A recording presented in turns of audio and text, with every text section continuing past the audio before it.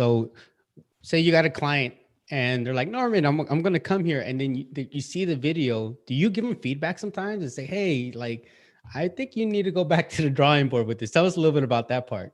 Yeah, no, definitely. So I have a client of ours, and he's a great agent, and his brand's on point. Website's fire, looks amazing. And we at LiftOff, after we get you focused, number one marketing positioning agency, who's your ideal buyer, seller, an area that you serve, so we can start to like put out this type of content. We said, hey, here's the videos you need to film, and he started to do that. And for anyone out there that's listening and wants to get into video and wants to keep it simple, check out loom.com. It's like the new BombBomb.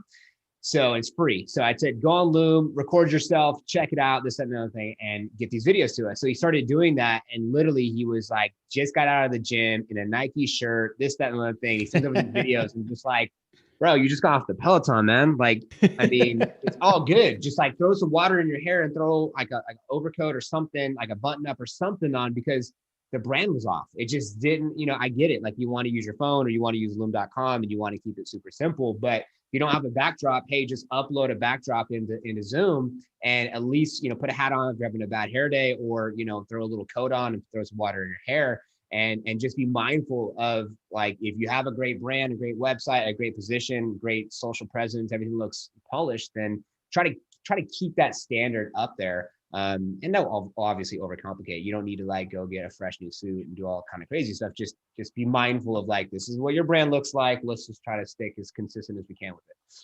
Yeah. And then, a little step that I would take, and let's talk a little bit about your background. Your background's fire, man. I mean, the way you go about it, it's a little bit of effort, and as you see me, this is my mic and this is my background.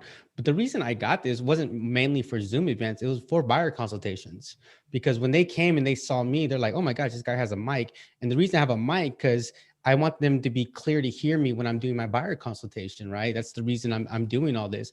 And also to see kind of like where I'm living and things like that. So not only in regards to what you're saying, but how we even go about our presentations on our Zoom calls should be important as well, So I really appreciate that you said that too.